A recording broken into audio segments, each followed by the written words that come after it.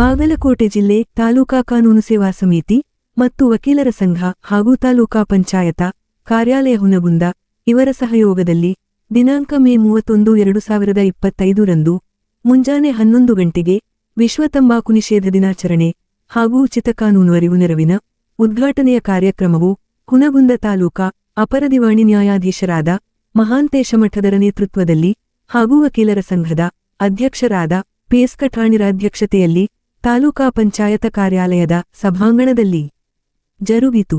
ಈ ಕಾರ್ಯಕ್ರಮದಲ್ಲಿ ಅಪರ ದಿವಾಣಿ ನ್ಯಾಯಾಧೀಶರಾದ ಮಹಾಂತೇಶ ಮಠದರು ಉದ್ಘಾಟನೆ ಪರ ಹಾಗೂ ತಾಲೂಕು ಪಂಚಾಯತ ಕಾರ್ಯನಿರ್ವಾಹಕ ಅಧಿಕಾರಿಗಳಾದ ಮುರಳಿದೇಶ ಪಾಂಡೆಯರು ತಮ್ಮುಪಸ್ಥಿತಿಯ ಪರ ಹಾಗೂ ಹಿರಿಯ ನ್ಯಾಯವಾದಿಗಳಾದ ಮಹಾಂತೇಶ ವಾರಿಯರು ಉಪನ್ಯಾಸ ಪರ ಹಾಗೂ ಅಧ್ಯಕ್ಷತೆ ವಹಿಸಿದ ಕಠಾಣಿಯರು ಕಾರ್ಯಕ್ರಮದ ಸಮಾರೋಪದ ಪರ ಮಾತನಾಡಿ, ವಿಶ್ವಸಂಸ್ಥೆಯು 1987 ಮೇ 31 ರಂದು ವಿಶ್ವ ತಂಬಾಕು ನಿಷೇಧ ದಿನಾಚರಣೆಯನ್ನು ಜಾರಿಗೊಳಿಸಿತು. ಪ್ರಸಕ್ತ ವರ್ಷದಲ್ಲಿ ಆಕರ್ಷಿತುತ್ಪನ್ನಗಳು ಕೆಟ್ಟುದ್ದೇಶದಿಂದ ತಂಬಾಕು ಉತ್ಪನ್ನಗಳಿಂದ ಆಕರ್ಷಿಸಲಾಗುತ್ತಿದೆ. ಯುವಜನತೆ ಅರಿತು ನಡೆಯಬೇಕೆಂಬ ಘೋಷಣೆ ವಾಕ್ಯದೊಂದಿಗೆ ತಂಬಾಕು ಸೇವನೆ ಮುಕ್ತ ಜೀವನಕ್ಕೆ ಕರೆ ನೀಡಿದೆ. ಏತನ್ಮಧ್ಯೆ ಈ ಮಾದಕ ಪದಾರ್ಥವು ನಮ್ಮ ದೇಶದಲ್ಲಿ ಉತ್ಪಾದನೆಯಾಗದೆ ಪರದೇಶದ ಡಚ್ಚರಿಂದ ಬಂದಿದ್ದಾಗಿದೆ. ಆದರೆ ಜಹಾಂಗೀರನ ಆಳ್ವಿಕೆಯಲ್ಲಿ ನಿಷೇಧಿಸಲ್ಪಟ್ಟಿತು. ಆದರೆ ಬದಲಾದ ವ್ಯಾವಹಾರಿಕ ಲಾಲಸೆಗೆ ನಮ್ಮ ದೇಶದಲ್ಲಿಯೂ ಸಹ ಉತ್ಪಾದನೆಗೊಂಡು ದುಷ್ಪರಿಣಾಮ ಬೀರುತ್ತಿದೆ. ಹಾಗಾಗಿ ಯುವಕರು ಹೆಚ್ಚಾಗಿ ಈ ತಂಬಾಕಿನ, ಬೀಡಿ, ಸಿಗರೇಟ್, ಗುಟಕಾದಂತಹ ಚಟಕ್ಕೆ ದಾಸರಾಗಿ ಶ್ವಾಸಕೋಶ, ಬಾಯಿ ಕ್ಯಾನ್ಸರ್ ಹಾಗೂ ನರ ದೌರ್ಬಲ್ಯ, ಮೆದುಳಿನ ನಿಷ್ಕ್ರಿಯತೆಯಂತಹ ಗುಣಪಡಿಸಲಾಗದ ಗಂಭೀರ ಕಾಯಿಲೆಗೆ ತುತ್ತಾಗಿ ಸಾವಿಗೀಡಾಗಿ ತಮ್ಮೊಂದಿಗೆ ತಮ್ಮಾವಲಂಬಿತ ಕುಟುಂಬಕ್ಕೂ ಸಹ ಸಂಕಷ್ಟಕ್ಕೆ ತಂದೊಡ್ಡುತ್ತಿರುವುದು ದುರದೃಷ್ಟಕರ ಸಂಗತಿಯಾಗಿದೆ ಎಂದು ಪ್ರಸ್ತಾಪಿಸಿದರು. ನಂತರ ವಿಶ್ವಸಂಸ್ಥೆಯ ವರದಿಯ ಅನ್ವಯ ಜಗತ್ತಿನಾದ್ಯಂತ 1987 ರಲ್ಲಿ 40% ಯುವಕರು ಈ ದುಷ್ಟಚಟದಿಂದ ಸಾವಿಗೀಡಾಗಿದ್ದರೆ ಸದ್ಯ ಪ್ರಮಾಣವು ಸರ್ಕಾರವು ಕೋಟಿಗಟ್ಟಲೆ ಹಣ ಖರ್ಚು ಮಾಡಿ ದೇಶದ ಯುವ ಸಂಪತ್ತನ್ನು ಉಳಿಸುವ ಉದ್ದೇಶದಿಂದ ಈ ರೀತಿ ಕಾರ್ಯಕ್ರಮ ಏರ್ಪಡಿಸಿ ಜಾಗೃತಪಡಿಸಿದ್ದರಿಂದ 29% ಸಾವಿನ ಪ್ರಮಾಣವು ಕಡಿತವಾಗಿದೆ ಎಂದರು. ನಂತರ ಪ್ರಸ್ತುತ ಜಾಹೀರಾತುಗಳಲ್ಲಿ ತಂಬಾಕು ಉತ್ಪನ್ನಗಳಿಗೆ ಆಕರ್ಷಕ ಪ್ರಚಾರದಿಂದ ಯುವ ಸಮುದಾಯವು ಅನುಕರಿಸುವುದು ಸಾಮಾನ್ಯವಾಗಿದೆ. ಮತ್ತೊಂದೆಡೆ ಸಾರ್ವಜನಿಕ ಸ್ಥಳಗಳಲ್ಲಿ ಶಾಲಾ ಮತ್ತು ಕಾಲೇಜು ಹತ್ತಿರ ಮಾರಾಟ ನಿಷೇಧವಿದೆ. ಆದಾಗ್ಯೂ ರಾಜಾರೋಷವಾಗಿ ಈ ಮಾದಕ ಪದಾರ್ಥಗಳ ದಂಧೆಯು ಎಗ್ಗಿಲ್ಲದೆ ನಡೆಯುತ್ತಿದೆ. ಹಾಗಾಗಿ ಕೌಟುಂಬಿಕ ಮತ್ತು ಸಾಮಾಜಿಕ ಜವಾಬ್ದಾರಿಯಿಂದ ನುಣಿಚಿಕೊಳ್ಳಲಾಗದು. ಆ ಬೆನ್ನಲೆಯಲ್ಲಿ ಪಾಲಕರು ತಮ್ಮ ಹೊಣೆಗಾರಿಕೆಯನ್ನು ನಿಭಾಯಿಸಬೇಕು ಹಾಗೂ ಯುವಕರು ತಮ್ಮಾತ್ಮಸಾಕ್ಷಿಗನುಗುಣವಾಗಿ ದೃಢ ನಿರ್ಧಾರ ಕೈಗೊಂಡು ಈ ವ್ಯಸನಗಳಿಂದ ಹೊರಬರಬೇಕೆಂದು ಕಿವಿಮಾತು ಹೇಳಿದರು. ಈ ಒಂದು ಕಾರ್ಯಕ್ರಮದ ನಿರೂಪಣೆಯನ್ನು ದೈಹಿಕ ಶಿಕ್ಷಕರಾದ ಸಿವಾಯ್ಕುರಿಯರು ನೆರವೇರಿಸಿದರೆ, ವಕೀಲರ ಸಂಘದ ಪದಾಧಿಕಾರಿಗಳಾದ ಎಸ್ಎಂ ಉಪ್ಪಾರ, ಎಂಎಸ್ಸಂಗಂಕರ ವೇದಿಕೆ ಅಲಂಕರಿಸಿದರೆ, ತಾಲೂಕಾ ಕಾನೂನು ಸಮಿತಿಯ ಸಹಾಯಕಾಧಿಕಾರಿಗಳಾದ ಶ್ರೀಮತಿ ದೀಪಾ ಜನಿವಾರದ ಹಾಗೂ ತಾಲೂಕಾ ಪಂಚಾಯತ ಸಿಬ್ಬಂದಿಗಳು ಮತ್ತು ಹುನಗುಂದ ತಾಲೂಕಿನ ಪಿಡಿಒ ಕಾರ್ಯದರ್ಶಿಗಳು ಉಪಸ್ಥಿತರಿದ್ದರು. Loknayak Kannada news bureau report, Hungund. ಅವರ ಪರವಾಗಿ ನಮಗೆ ಸೂಚನೆ ಕೊಟ್ಟರು, ಶನಿವಾರ ದಿವಸ ಹಿಂಗೆ ಮಾಡುವಂಥ ಕಾರ್ಯಕ್ರಮ ಮಾಡ್ತೇವೆ, ಅದಕ್ಕೆ ನಾನು ಸರ್ಕಾರ ಬರ್ರಿ, ನಮ್ಮೆಲ್ಲ ನಮ್ಮ ಕೃಷಿ ಊಟದ ಇಲ್ಲಿ ಅದ, ಮೀಡಿಯಾ ಫುಡ್ ಇಲ್ಲಿ ಅದ, ನರೇಗಾ ಸೆಕ್ಷನ್ ಇಲ್ಲಿ ಅದ, ಎಲ್ಲರೂ ಬರ್ರಿ ಅಂತೇಳಿ ಮಾನ್ಯ ಸಾಹೇಬರಿಗೆ ಆಹ್ವಾನ ಕೊಟ್ಟಿದ್ದೆ. ಆ ಪ್ರಕಾರ ಒಂದು ಉದ್ಘಾಟನೆ ಮಾಡಿದ್ದಾರೆ. ಅವರಿಗೆ ನಾನು ತಾಲೂಕು ಪಂಚಾಯತ್ ಪರವಾಗಿ ತುಂಬ ಆಭಾರಿ ಹೇಳ್ತೀನಿ. ಇದು ನಿಷೇಧದ ದಿನಾಚರಣೆ ಅಂತ ಹೇಳಿ ಯಾಕೆ ಆಚರಿಸ್ತಾ ಇದ್ದೀವಿ ಅಂದರೆ, ಮಟ್ಟದಲ್ಲಿ ಮೇ 31 ಏನಿದೆ ಇದನ್ನು ತಂಬಾಕು ನಿಷೇಧ ದಿನಾಚರಣೆ ಅಂತ ತಿಳ್ಕೊಂಡು ಆಚರಿಸ್ತಾರೆ. ಆ ಕಾರಣಕ್ಕಾಗಿ ಇದನ್ನು ನಾವು ತಂಬಾಕು ನಿಷೇಧ ದಿನಾಚರಣೆ ಜಾಗತಿಕ ಮಟ್ಟದಲ್ಲಿ ನಾನು ಹೇಳ್ತಕ್ಕಂಥ ಸಂತೋಷ ಎಲ್ಲ ಆಗತ್ತೆ. ಕಾರಣ ಏನಂತಂದರೆ, ನಿಮ್ಮ ಎಲ್ಲರ ಮುಖ ನೋಡಿದರೆ ಇಲ್ಲಿ ಯಾರ್ಯಾರು ತಂಬಾಕು, ಚೀಟು, ಸಿಗರೇಟ್ ಸೇರಿದವ್ರು ಕಂಡಂಗೆ ಕಾಣಿಸೋರು ಒಬ್ಬರು ನಮ್ಮ ರಾಷ್ಟ್ರದ್ದಲ್ಲ, ನಮ್ಮಲ್ಲಿ ಉತ್ಪನ್ನ ಆಗಿರ್ತಕ್ಕಂಥದ್ದು ನಮ್ಮ ದೇಶದಲ್ಲ, ಈಗ ಬೆಳೆಯಾಗುತ್ತೆ. ಶತಮಾನದಲ್ಲಿ ಬೇರೆ ದೇಶದಿಂದ ಬಂದಿರತಕ್ಕಂಥದ್ದು ಡಚ್ಚರು ತಂದ್ರೆ ಇದನ್ನು ನಮ್ಮಲ್ಲಿ ವಿಶೇಷ ಘಟನೆಯನ್ನು ಹೇಳಿ ಮುಂದೆ ಬರ್ತೀನಿ. ಅದರ ಪರಿಣಾಮದ ಬಗ್ಗೆ ಜಹಾಂಗೀರ್ ಅಂತ ತಿಳ್ಕೊಂಡು ಸಾಮ್ರಾಟ ಇದ್ದಾರೆ. ಈ ತಂಬಾಕನ್ನು ನಿಷೇಧ ಮಾಡಿದ್ರು, ಬಹಳ ಖುಷಿ ವಿಷಯ ಅನ್ನಿಸ್ತದೆ. ಆಗಿನ ಕಾಲದಲ್ಲಿ ತಂಬಾಕನ್ನು ನಿಷೇಧ ಮಾಡಿದ್ರು. ಅವ್ರು ಏನು ಮಾಡ್ತಿದ್ರು ಅಂದ್ರೆ ಅವ್ರು ತಂಬಾಕು ಯಾರು ಸೇವಿಸ್ತಿದ್ರು, ಸ್ಮೋಕ್ ಮಾಡ್ತಿದ್ರು, ಸಿಗರೇಟ್ ಸೇರ್ತಿದ್ರು. ಸಿಗರೇಟ್ ಅಂದ್ರೆ ಅವ್ರು ಧೂಮಪಾನ ಬೇರೆ ಬೇರೆ ರೀತಿ ಇರ್ತಿತ್ತು. ಹುಕ್ಕ ಇರ್ತಿತ್ತು, ಇನ್ನೊಂದು ಇರ್ತಿತ್ತು ಕೊಡ್ತಕ್ಕಂಥ ಅದನ್ನು ಮಾಡ್ತಿದ್ರು. ಏನಂದ್ರೆ ಅವ್ರ ತುಟಿಗಳನ್ನು ಕಟ್ ಮಾಡ್ಲಿಕ್ಕೆ ಹೇಳ್ತಿದ್ರು. ಅಷ್ಟೊಂದು ಗಂಭೀರವಾದಂಥ ಶಿಕ್ಷಣ ಕೊಡ್ತಕ್ಕಂಥದ್ದು ಮಾಡಿದ್ರು. ಮುಂದೆ ಏನಾಗ ಜಾಗತಿಕ ಮಟ್ಟದಲ್ಲಿ ಆರೋಗ್ಯಕ್ಕಿಂತಲೂ ಲಾಭನ ಮುಖ್ಯ ಅನ್ನತಕ್ಕಂಥದ್ದು ಇವತ್ತಿನ ಸಂದರ್ಭದಲ್ಲಿಯೇ ಲಾಭಕ್ಕಾಗಿ ಮತ್ತೆ ನಾವು ಅದಕ್ಕೆ ಮೊರೆ ಹೋಗ್ತೀವಿ ಅನ್ನೋದಕ್ಕೆ ಅವ್ರದೇ ಒಂದು ಘಟನೆ ನೆನಪು ಮಾಡಿ ಹೇಳ್ತೇನೆ ನಿಮಗೆ. ಜಹಾಂಗೀರ್ ಅಂಥದ್ರಲ್ಲಿ ಬರ್ತಕ್ಕಂಥ ಲಾಭದಲ್ಲಿ ಒಂದು ಭಾಗವನ್ನು ನಿಮಗೆ ಕೊಡ್ತೀವಿ ಅಂದಾಗ ಆ ತಂಬಾಕು ಬೆಳೆಯೋದಕ್ಕೆ ಅವಕಾಶ ಕೊಡ್ತಾರೆ. ಇದು ಯಾಕೆ ನಾನು ಪ್ರಸ್ತಾಪ ಮಾಡಿದೆ ಅಂದರೆ, ನಾವು ಲಾಭದ ಕಡೆ ನೋಡ್ತೇವೆ ಹೊರತು ನಮ್ಮ ಜನರ ಆರೋಗ್ಯ ಮುಖ್ಯ ಅನ್ನತಕ್ಕಂಥದ್ದು ಗೌಣ ಆಗ್ತದೆ. ಲಾಭ ಬಂದಾಗ, ಕಣ್ಣೆದುರಿಗೆ ಲಾಭ ಬಂದಾಗ, ಲಾಭ ಇರಲಿಲ್ಲ ಅಂದ್ರೆ ನಮ್ಮ ಜನರ ಆರೋಗ್ಯ. ಇವತ್ತು ಜಾಗತಿಕ ಮಟ್ಟದಲ್ಲಿ ಕ್ಯಾನ್ಸರ್ ಬರ್ತಾ ಇರೋದು ಯಾವ ಕಾರಣಕ್ಕಾಗಿ ಅಂತಕ್ಕಂಥದ್ದನ್ನು ಅವಲೋಕನ ಮಾಡಿಬಿಟ್ರೆ ಗೊತ್ತಾಗ್ತದೆ. ಜನರಲ್ಲಿ ಕ್ಯಾನ್ಸರ್ ಇದ್ರೆ 85 ಜನರಿಗೆ ಕ್ಯಾನ್ಸರ್ ಬಂದಿದ್ದು ಯಾವ ಕಾರಣಕ್ಕಾಗಿ ಅಂದರೆ ತಂಬಾಕು ಸೇವನೆಯಿಂದ ಅಂತಕ್ಕಂಥದ್ದನ್ನು ನಾವು ಗಮನಿಸಬೇಕಾಗ್ತದೆ. ಇದು ಜಾಗತಿಕ ಮಟ್ಟದ ಸಮೀಕ್ಷೆ ನಾನು ಹೇಳ್ತಕ್ಕಂಥದ್ದು.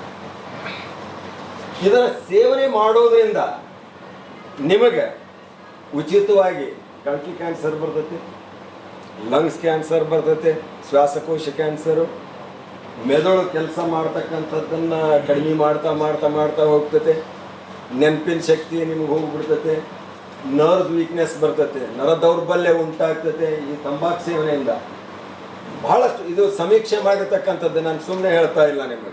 ಗೊತ್ತಿದ್ದು ತಂಬಾಕು ಸೇವನೆಯನ್ನು, ಸಿಗರೇಟ್ ಸೇವನೆಯನ್ನು ಬಹಳ ಆರಾಮಾಗಿ ಮಾಡ್ತೇವೆ. ಗೊತ್ತಾಗ್ತಾ ಇಲ್ಲ.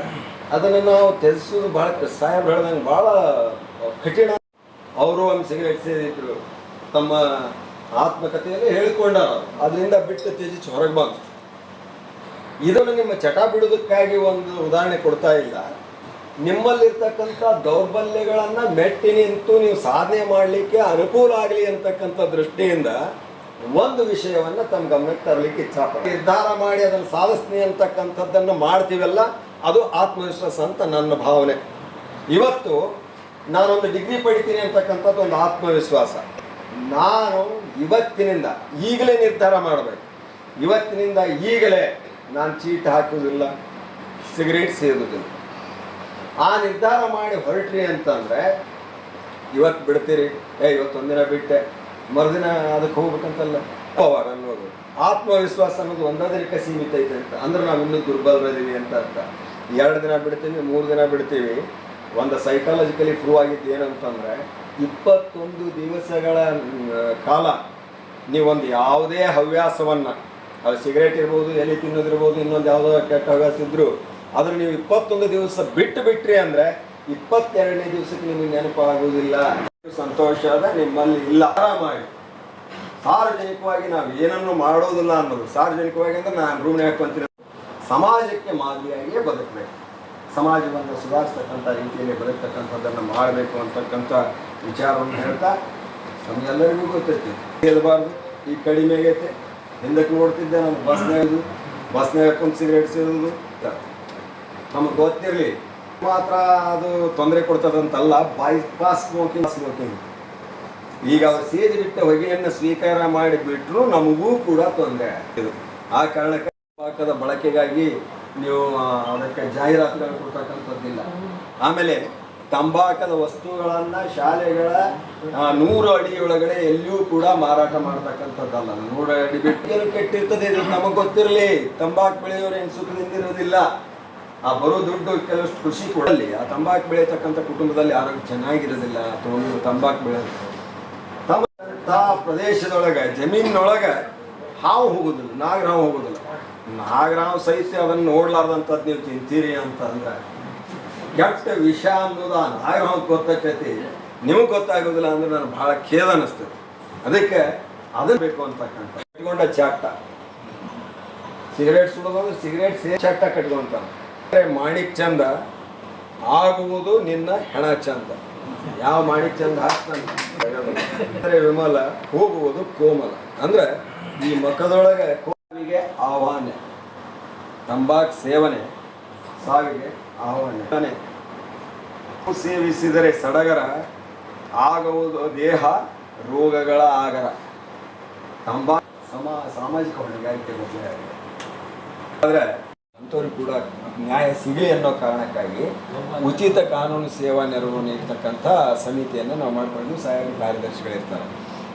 ಆ ಕಾರಣಕ್ಕಾಗಿ ಯಾರ ಇನ್ಕಮ್ಮು 1.5 ಲಕ್ಷಕ್ಕಿಂತಲೂ ಕಡಿಮೆ ಇರ್ತದೋ ಅಂಥವರು ನೀವು ಅರ್ಜಿಯನ್ನು ಕೊಟ್ಟರೆ, ಒಂದು ಪತ್ರವನ್ನು ಕೊಟ್ಟರೆ ಅಥವಾ ನೀವು ನಮ್ಮಲ್ಲಿ ಬಂದು ಹೇಳಿದರೆ ನಿಮಗೆ ಉಚಿತವಾಗಿ ಕಾನೂನು ಸೇವೆಯ ನೆರವನ್ನು ಕೊಡಲಿಕ್ಕೆ ನಾವು ತಯಾರಿದ್ದೇವೆ. ನಮ್ಮ ಸಮಿತಿ ವತಿಯಿಂದ ಕೊಡ್ತಾರೆ.